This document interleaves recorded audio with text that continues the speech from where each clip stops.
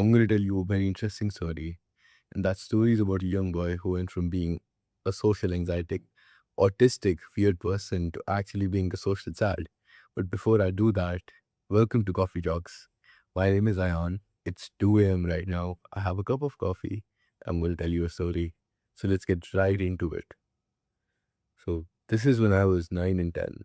And I was in fifth grade. I was a little fat fuck, brown as fuck. And the first time I noticed me being a social artist was when I went to Canada.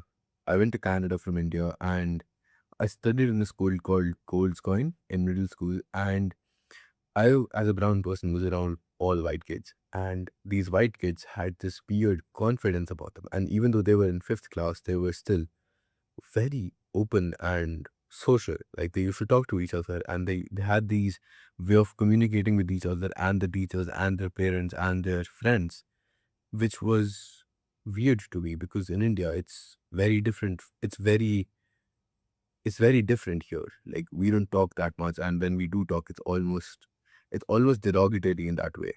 And these white people had these way of talking about going about their lives and just being who they are. This was middle school, by the way, not adult people, but still, it was there. And good coffee. And I felt weird being around these people. And what happened was like, I had this amazing teacher. She was a white woman. She was married. She had two kids. And she had this amazing bright smile. Whenever she used to come in the morning, she would say good morning. And all these children would line up and say hello to her and shake her hand. And the first time I went in the class, I fumbled. I just went in front of her and I was captivated by her. I was captivated by her smile. And I stuttered my hello and she said hello in such a sweet way. And everybody was looking at me like this was my first day in middle school as an Indian kid in a Canadian high school. And she introduced me to the class and I had no words to say. Like all I said was good morning. And like after like 10 seconds, like she told me to go sit down and all the kids, like she sat me down in this one corner and the entire system was different. And I think that's where I started having the social anxiety. And it's 2018, I come back from Canada, go straight into an Indian high school, and I'm back where I belong. I'm back to where teachers don't communicate with you and they just teach and leave and they scold you and they make you stand in front of the class and make fun of you and everybody's okay with it. And all my friends are autists, all my friends are just obsessed with video gaming and porn. Like that's all children in seventh, eighth grade in India obsessed about. There are one or two weird people who are obsessed with studies. We do not talk about them. And then I'm back in seventh grade and it's COVID. COVID hits and all of a sudden everything changes. Like you can't just, sit there with a person and talk to them. You're online and you can see their room and you can see their belongings and you can see the mom walking behind them, scolding them, but not clearing you the room. That actually happened. And that was honestly when I felt the most confident.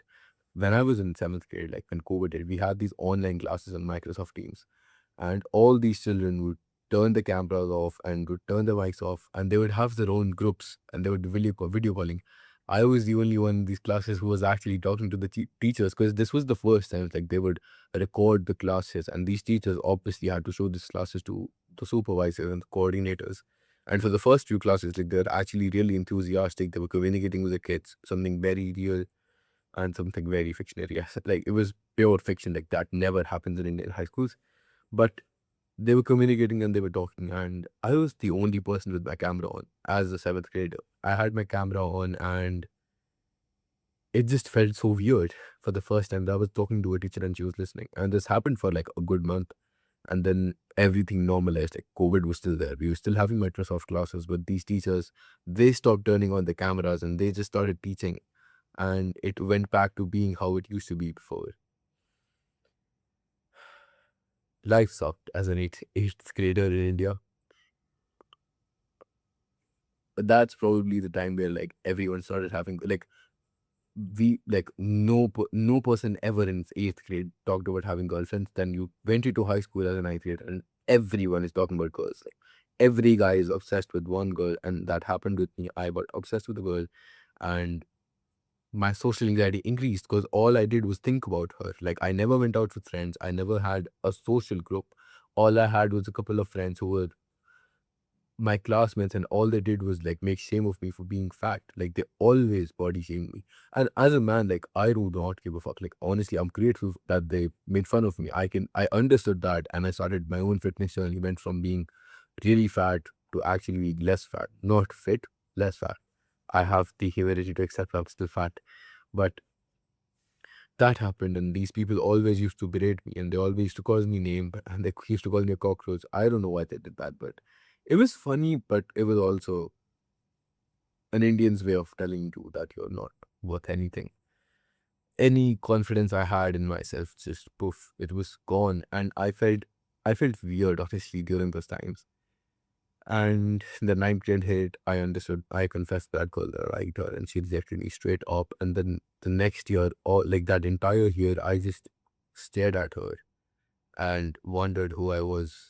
But then eventually I moved on. Like, I got social media, got Instagram, got all of these people following me. I had like 180 followers. And suddenly I felt like someone, like 180 people, if you think about it, is one entire hall of people. Like, 180 people is an entire house filled to the brim with people. But 180 people on Instagram is nothing. Like, it's literally nothing. 180 people. And I felt like something, like whenever I used to post something or whenever I used to put a story on Instagram, even Snapchat. I never used Snapchat properly, but whenever I did it, people would watch it. Like, I used to get like 80, 90 views on those like posts, and I would get like 100 views on my stories. That felt weird to me, even though I knew these people was taking screenshots and making fun of me at least. But I still felt like somebody for wanting to do that, like posting and seeing other people watch it. So ninth grade went just by, and I had this crush, and I still knew I liked her, but she was liking someone else, and I think that's around the time that I discovered self improvement. And I think it was self improvement never was about socializing, but understanding and realizing the fact that I do have social anxiety made me a better person, and it made me realize like I want to grow. And I know this sounds like a bunch of bullshit to you, but this is actually what happened. Like, I have no reason to lie to you anymore. I just admitted that I used to be obsessed with porn, and I had a girl and who I had a crush on, and I confessed and I got rejected, and I still lied to her for a year. Like, I have no reason to lie to you. When I went into grade 10th, I read this one book called The Subtle Art of Not Giving a Fuck. That was all about self improvement. It was all about like taking control of your life and only caring about things that matter. It helped me understand like in life, you actually never focus on one thing. You only focus on things that matter. It doesn't have to be one thing. It doesn't have to be like, an artist thing that you do. It doesn't have to be like working on one goal and forgetting everything else. You're a human being. That's what I understood. And then I read Atomic Habits, and I understood like you can actually change things by making them a habit, a good habit. Then after that, I read this one book called How to Win Friends and Influence People by Dale Carnegie. Best book I ever read. At that time, that was the third book on self improvement that I read. And I read that in 11 days. I remember because I read that 230 something pages, and I read that in 11 days. For a 10th grader who still was studying and who was bad at everything he was doing, that was still a big achievement for me. And I think the not the principles in those books, but the examples in the books really resonated with me. Except, yes. So like the examples in those book, like in that book, really resonated with me. It's like your name being the sweetest, like best word, favorite word in the dictionary. That made sense to me. Like talking to people with respect to what they want from you made sense to me a lot. And I just don't never like I never could forgive myself for not knowing about this before, even though I was a type creator. And everything changed after that. Like after that, I started to actually have experiment like social experiments. Like me being an artist, I would go up to people and like genuinely say something using that principle. Like I would overuse their name. Like I did that. Like I would go up to a person and like let's just call him Hardik. And I would go up to him and I'd be like, hey Hardik, what's up? And he would be like, hey, how are you? I'm like, Hardik, have you done your homework? 10th class, great shit. And he would be like, yeah, Ayan, I have done now. And like, Hardik, how's everything at home? And then I would be like, yeah, Ayan, everything at home is good. And I'd like, Hardik. And he would generally be like, hey, what the fuck is up? So like that happened, and then there was this principle about, I remember there were like so many different principles, but there was this one principle about always like trying to get what the other like try to get the other person where you want them to go by making them think that it's their idea. So like I would go up to my mom and like I wanted to go out and play with my friends. So I would tell her like, mom, I just came from the tuition. She was like, yeah. And I would say like, I'm really tired. And she'd be like, yeah. And then I would tell her that, you know, I need to refresh my mind? And she would be, yes. And then I would, do you think it's a good idea that, I should do something? And she was like, yeah, go meet your friend. And I was like, yay. And then she saw that I did that on purpose and I never did that again. So like that, I just implemented everything in that book with such a like artist, but I guess authentic manner. And it helped me realize that life is worth living, honestly. I know this is, again, sounds like bullshit to you, but this is my life story. Like this is me changing who I am. Like in regards of social anxieties, like I actually realized like you can change a lot of things once you start doing that. Here comes grade 11th. I start lifting weights. I get the goal I wanted to achieve in grade 10th. Fuck off, mosquito. I get the goal I wanted to achieve in grade 10th, which was getting 95%, which I did. And I know it's so bullshit for a 10th grader to like for me to have goals about grades, which I know is not masculine, but again, it was a goal and I achieved it. And then come grade 11, and I start going to a coaching institution, which is something really big if you don't know about that in India. Like in India, coaching institutions are basically the business in education sectors. Like, I thought that was a ghost. Like, if you're in grade 11th, if you're an 11th grader in India and you've taken like the medical or the non-med stream, which is like physics, chemistry, bio, or physics, chemistry, maths, you will go to a coaching center because these people are everywhere. Like they're waiting. They literally have like set up their ads everywhere. Like you everywhere see Allen and like two or three more like Helix. And I don't know where you live or if you're from India, but you know what I'm talking about. Like if you're from India, you've heard of Allen as a student. And like these people just have these ads lying around everywhere. And they captivated me. I started going to Allen and I wanted to become a doctor. And that's where the first time, like, I actually started to be social. Like, I was talking to different people, making new friends, being in good books with the teachers. And I was using the tactics talked about in the How to Win Friends and Influence People. And I noticed something, like, I started to develop a personality. And my personality went from being like a social artist who was always afraid of saying something, always, quiet and listening, to actually like asking questions that were related to the person I was talking to. So let's just say I'm talking to a person who was vaping, and I had a very bad experience with vaping when I was in 11th. I got addicted eventually, but like I quit in 12th, but I got addicted in 11th. I just wanted you to know that. And I had a really bad experience with vaping when I was in 11th. And I'm talking to this person who always used to vape, and I would say something good about it. Like, I would just say something that resonates with the person I'm talking to. And they would actually, like, be like, hey, like, this person is talking about something I like. So they would have that conversation with me. And that's something I noticed. That's one of the lessons I had.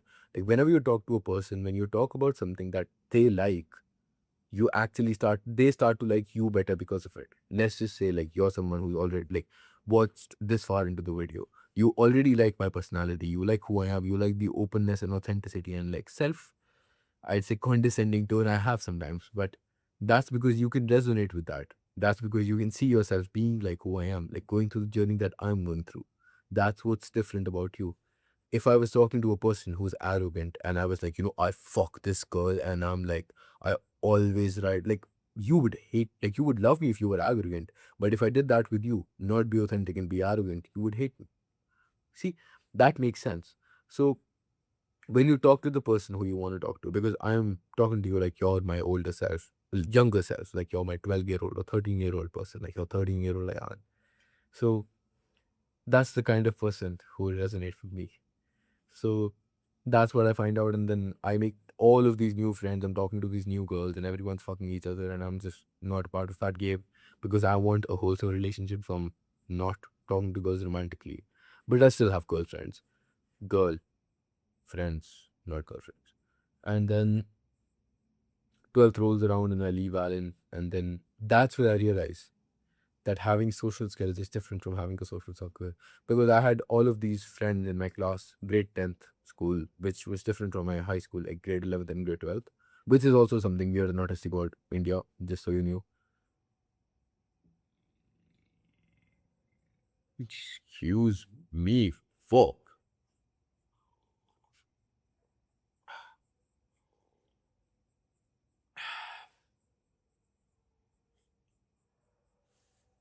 Yeah, which is also something like that's very different about India.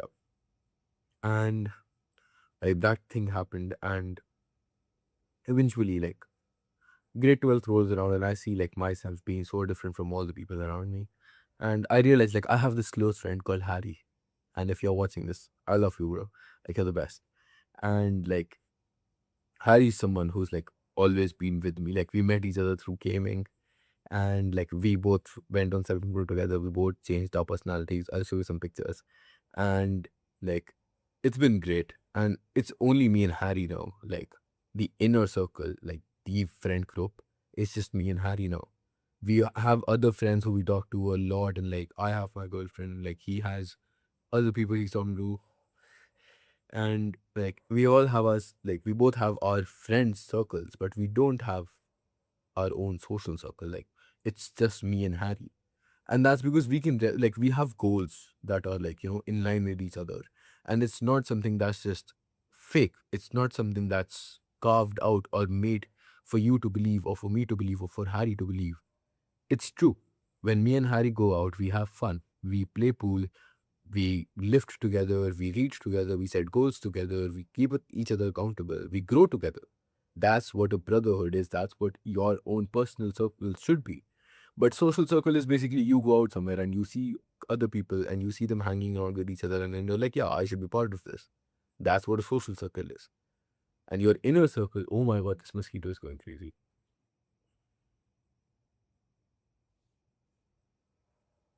And you see like all of these people hanging around with each other, and you go hang out with them. Like there isn't an issue with hanging out with these people, but you won't take them to your house and make them meet your family.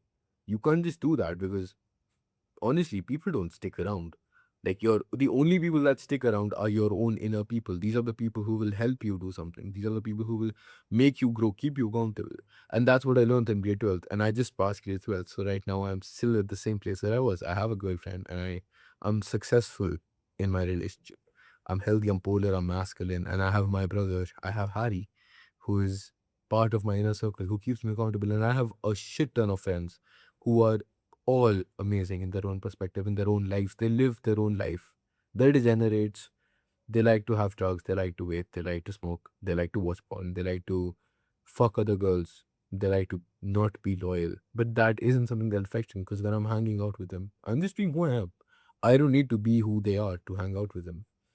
I just need to be a social sad. So that's everything I learned about being a child. And that was my entire journey from being a child to going to becoming a man, passing grade 12th. Everything I learned through high school, every book that helped me, every lesson that I learned. I hope this helped you. Amazing coffee, amazing conversation. I'll meet you in part 3. Take care.